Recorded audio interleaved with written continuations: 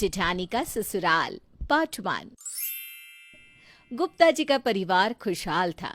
उनके 3 बेटे, 3 बहुएं और एक बेटी से पूरे घर में चहल पहल का माहौल रहता था।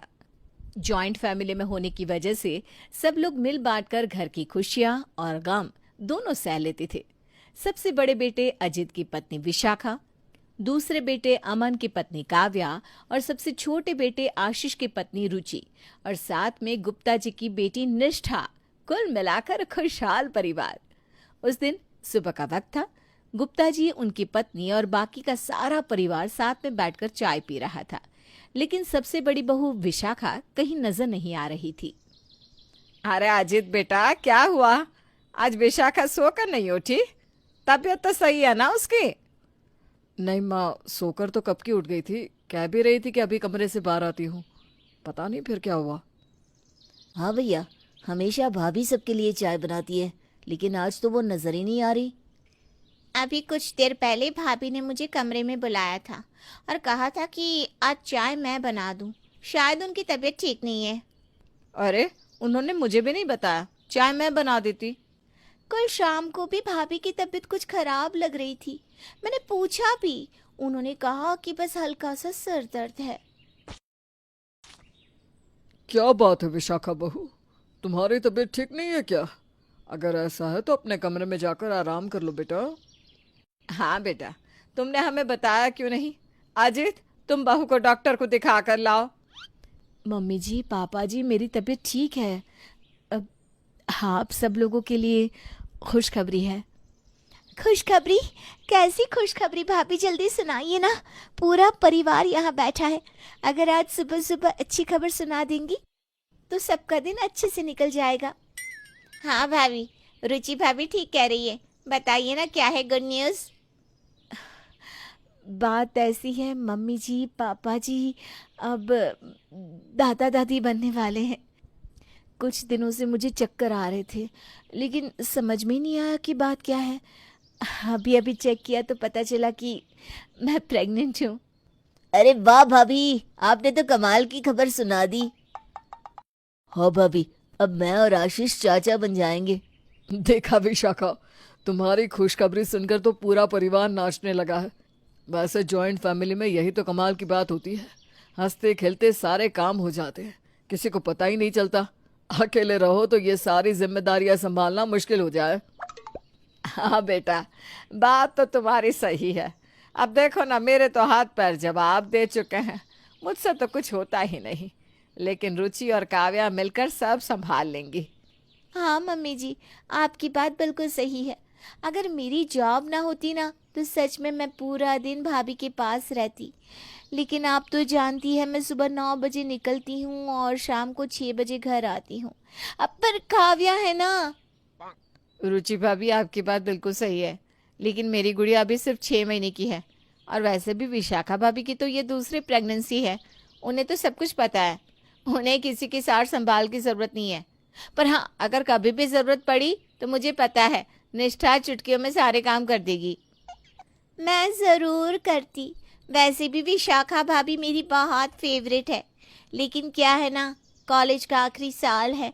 अगर पढ़ाई पे ध्यान नहीं दिया तो हमेशा के लिए फेल होने का ठप्पा लग जाएगा। अरे, आप सब लोगों को परेशान होने की जरूरत नहीं है। मैं अपने काम खुद कर लूंगी। वैसे भी रुचि ने ठीक ही तो कहा, ये मेरी सेकंड प्रेगनेंसी है। मैं कोशिश करूंगी कि सब कुछ खुद से संभाल पाऊं। कुछ दिनों के बाद। मम्मी, विशाखा की तबीयत कुछ ठीक नहीं है। वो कुछ खा भी नहीं रही और कमज़ोर भी लग रही है। आप बताइए ना, मैं क्या करूं? अरे बेटा, उसके लिए फ्रूट्स लिया। जब वो कुछ ना खा पाए ना, तो फ्रूट्स खाना ही ठीक है। कम से कम इसी बहाने कुछ तो जाएगा उसके पेट में। ठीक है मम्मी, मैं विशाखा के लिए फ्रूट्स ले आता हूँ, आप उसे खिला देना। शाम के वक्त जब अजीत घर लौट कर आता है तो देखता है कि रुचि, निष्ठा और काव्या तीनों एक साथ बैठकर फ्रूट्स खा रहे थे। अरे निष्ठा, विशाखा कहाँ है? उसे भी कुछ फ्रूट्स खिला दो, मैं उसी के लिए तो लेकर आया था। आप कहना क्या चाहते हैं जीत जी? आप ये फ्रूट्स विशाखा भाभी के लिए लाए तो क्या हम नहीं खा सकते? अरे नहीं नहीं, ऐसी बात नहीं है। देखो, माँ ने कहा था कि इस हालत में, मतलब कि प्रेगनेंसी में, विशाखा के लिए फल खाना अच्छा रहेगा। तुम लोग भी खाओ, लेकिन उसे भी तो बुला लो। हमने कहा था विशाखा भाभी से, लेकिन उन्होंने कहा कि उनका मन नहीं है। भैया, भाभी का तो आप बहुत ख्याल रखते हैं, थोड़ा ख्याल अपनी बहन का भी रख लिया करें। भाभी के लिए फ्रूट्स लेकर आए और हम लोगों से पूछा भी नहीं, और हम लोगों ने खा लिए तो शायद आपको बुरा भी लग रहा है।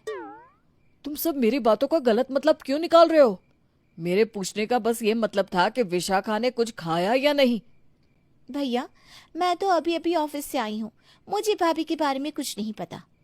अच्छा ठीक है, मैं खुद ही जाकर देखता हूँ। अजीत अपने कमरे में जाता है और विशाखा को पलंग पर लेटे हुए देखता है। क्या हुआ विशाखा, तुम्हारी तबीयत ठीक नहीं है क्या? हाँ, बहुत चक्कर आ रहे हैं, कुछ ठीक नहीं लग रहा। वैसे एक बात कहूँ, आज ना मेरा सैंडविच खाने का बड़ा मन कर रहा था। अरे तो तुम्हें घर में किसी को कह देना चाहिए था ना, कोई भी तुम्हारे लिए सैंडविच बना देता। ऐसी हालत में जो मन करे वो खाना चाहिए। भूखे रहने से बच्चे की सेहत पर बुरा असर पड़ता है ना। किससे कहती अजीत, कौन बनाता मेरे लिए सैंडविच? सब लोग अपने अपने कामों में बिजी रहते हैं। अच्छा तुम रुको, मैं अभी जाकर तुम्हारे लिए सैंडविच बना कर लाता हूँ। अजीत रसोई में पहुंचता है और अपनी पत्नी विशाखा के लिए सैंडविच बनाने लगता है। तभी अजीत की माँ रसोई के अंदर आती है। घर में 3 बहुएं हैं और एक बेटी, उन सब के रहते भी मेरे बेटे को रसोई घर में काम करना पड़ रहा है। क्या बात हो गई बेटा? माँ वो क्या ना, विशाखा की तबीयत ठीक नहीं है, लेकिन घर में किसी को इतनी फुर्सत नहीं कि उसे सैंडविच बनाकर खिला दिया जाए। तभी वहां पर काव्या आती है। जेठ जी, अब तो सासू माँ से हमारी शिकायत कर रहे हैं, ये कोई अच्छी बात नहीं है। शिकायत नहीं कर रहा है, बता रहा है कि अपनी जेठानी के लिए एक सैंडविच तक नहीं बना सकती तुम।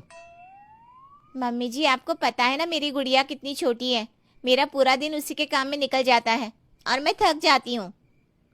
अरे अजीत, तू इन बहुओं से कुछ मत कहा कर, लेकिन अपनी बहन निष्ठा से कह दिया कर, वो जरूर तेरा काम करेगी। अरे माँ, वो तो खुद अपनी पढ़ाई का बहाना लिए बैठी है। तभी वहां पर निष्ठा आती है। भैया, मैं पढ़ाई का बहाना लेकर नहीं बैठी हूँ, मेरे कॉलेज का आखिरी साल है। अब क्या ये भी मुझे बताने की जरूरत है? हाँ, विशाखा भाभी की चिंता में आप कुछ ज्यादा ही परेशान नहीं हो गए? अब तो आपको इस घर में किसी की फिक्र नहीं, सिवा विशाखा भाभी के। कुछ दिनों के बाद अरे माँ, वो मामा जी के बेटे की शादी है, उनके घर से कोई आया था, उन्होंने हम सबको शादी में बुलाया है। बहुत दिन हो गए किसी की शादी अटेंड नहीं की, मैं तो वहां पर जरूर जाऊंगा। आप ठीक कह रहे हैं, मैं भी ना ऑफिस में आज ही छुट्टी डाल देती हूँ, पूरे सप्ताह की छुट्टी लेकर चलेंगे हम वहां पर। हाँ भाभी, सही कह रही हैं आप। मैं तो अपनी गुड़िया की शॉपिंग आज से ही शुरू कर देती हूँ, उसके लिए ना खूब सारी ड्रेसेस लेकर आऊंगी। मेरी भी एग्जाम से भी बहुत दूर है, वैसे भी मुझे तो शादी का बहुत टाइम से इंतजार था, मैं तो यहाँ पक्का जाने वाली हूँ। माँ लेकिन विशाखा की तबीयत ठीक नहीं है, वो तो शादी में नहीं आ पाएगी। हाँ बेटा, ऐसे हालत में ट्रेवल करना विशाखा के लिए ठीक भी नहीं होगा। अरे तो क्या हुआ अजीत, तुम तो यहाँ पर हो ना, तुम उसका ख्याल रखना और बाकी परिवार शादी में जाकर आ जाएगा। माँ मैं चाहता था कि आप यहीं पर रुक जाएं। आप तो जानती है ना, मेरे ऑफिस में इन दिनों बहुत काम है, कई बार घर आने में लेट हो जाता हूँ। अगर आप शादी में ना जाए तो विशाखा को मदद मिल जाएगी। माँ, क्या अजीत की माँ ने अपने बेटी की परेशानी को समझा और शादी में जाने से रुक गई? जानने के लिए देखिएगा इस कहानी का अगला भाग।